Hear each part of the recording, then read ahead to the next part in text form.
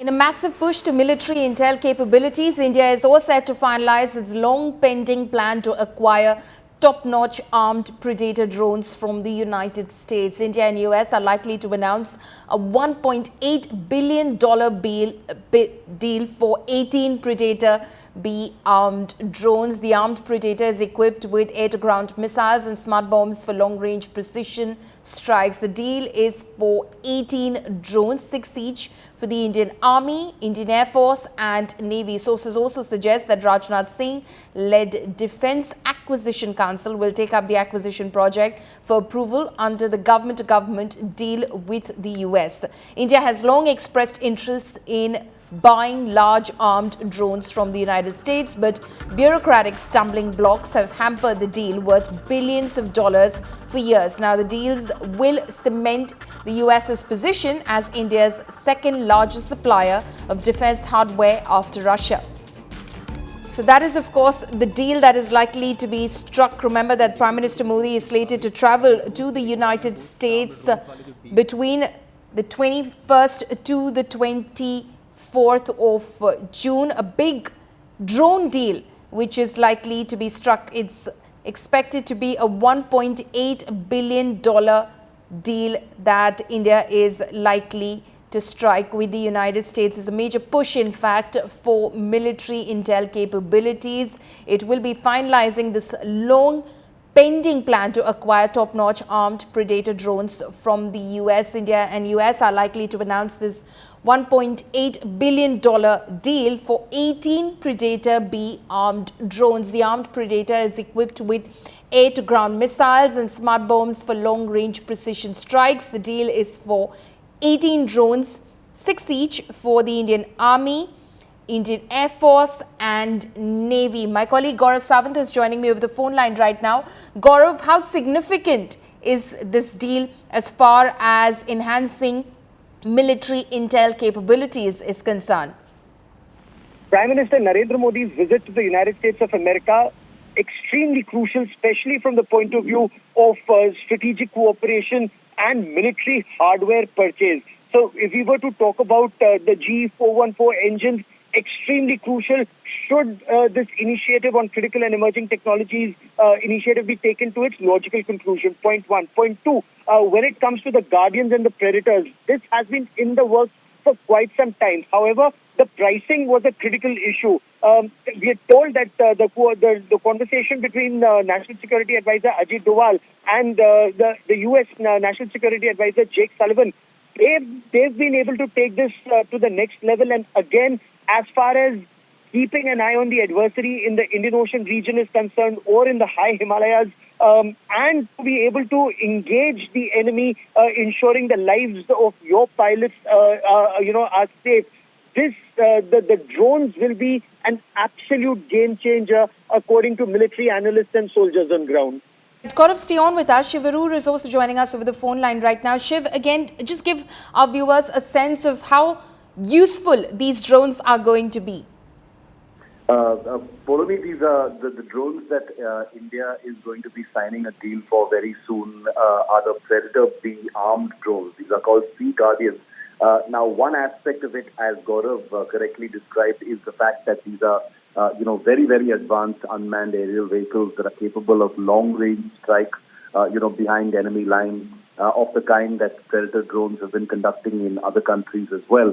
But remember, India's situation is a very unique one. We are surrounded, not by countries like Iraq and Afghanistan, but countries like Pakistan and China, which have armed drones of their own. But having said that, quite apart from the ability to drop bombs or strike with air-to-ground weapons, the true capability of these drones, for me, is their long endurance surveillance capability. These drones are capable of staying in the air for in excess of a day, more than 24 hours. They can stay in the air. They can be pre-programmed. They are autonomous. They are very intelligent. And they require very little human, intervention. They can be programmed to look out for certain things when they are out on long-range surveillance missions over the ocean or over land. They have highly capable sensors capable of taking high-resolution imagery at day or night, other kinds of sensors as well. So their intelligence gathering capabilities, their high resolution cameras, their ability to keep track of what's happening in the battlefield or over any territory really at long ranges and for a long duration of time makes them extremely useful, Polomi. The Indian Navy has been operating a couple of these on lease, Sea Guardian drones on lease since November 2020.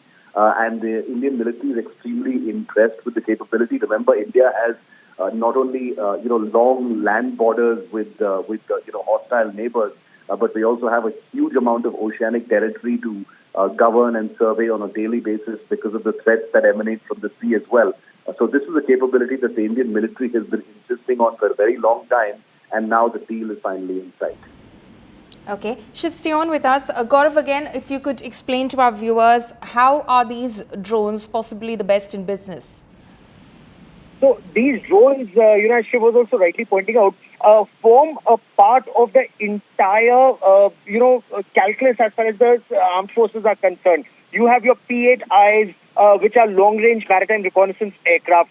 You have these drones that keep an eye. You know how vast this Indian Ocean region is. And India's responsibility from the North Arabian Sea to the South China Sea on either side, vast sea that you have to, in a way, control and deny to the adversary. So you have your aircraft carrier battle groups, you have your P-8I, long-range maritime reconnaissance aircraft, you have these drones. You keep an eye on the adversary and you ensure that the moment the adversary crosses those choke points, whether it's the Malacca Straits, and every Chinese warship or submarine that comes in has to cross those choke points. You dominate those choke points, and the adversary knows that. When the adversary's oil resources come in, you dominate all of that, and that is why all these resources in tandem operating together give you that security net to ensure that the better protected you are in the Indian Ocean region, the better protected are the Himalayas. And that is where the adversary would think twice before trying anything, like they did exactly 3 years ago. Today is the day when Galwan happened 3 years ago, and the adversary would think twice. The stalemate is costing China too. And perhaps we should see some forward movement on both sides at the remaining friction points. It only comes if you are a strong nation. If you're a strong nation, you can stare the bully down with all these weapons and systems. That's exactly what India intends to do. Right. Shiv, also coming back to you, this of course will cement US's position as India's second largest supplier of defense hardware after Russia. Absolutely. And, in the 2 decades since the US has resumed supply of military hardware to India, Polomi. Remember, the US had imposed sanctions on India in the wake of the 1998 nuclear test. But after the Kargil war, it has been, a virtually non-stop supply line of weapons and equipment, from C-17 and C-130 aircraft for the Air Force, the P-8Is for the Navy, the Apache and Chinook helicopters for the Air Force as well, the M777 ultralight artillery guns for the Indian Army. It has been, a virtually uninterrupted supply of American armament, very much in keeping with how the U.S.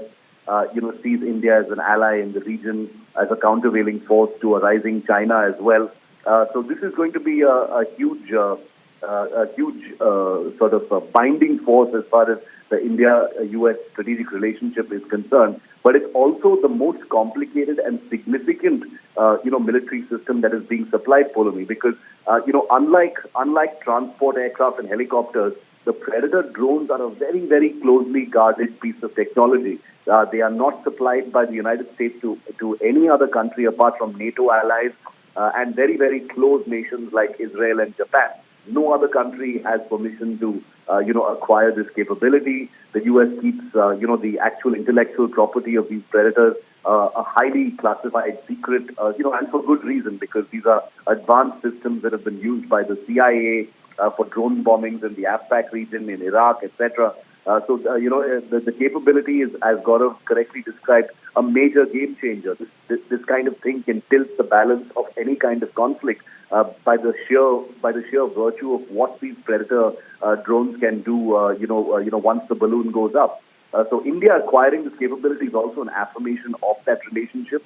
The fact that beyond Quad, beyond Malabar, India is seen as not just a rising regional power, but also a global power. And I think, defense deals are sweeteners when it comes to diplomacy, and you've seen that as well, Polomi. But the Predator, the Sea Guardian drone deal goes beyond all of that. What I'm basically trying to say in conclusion is that this isn't just another weapon system. This is basically the United States saying, we trust India with the most complex, most closely guarded military equipment because the challenges that India faces are the challenges that the United States faces as well.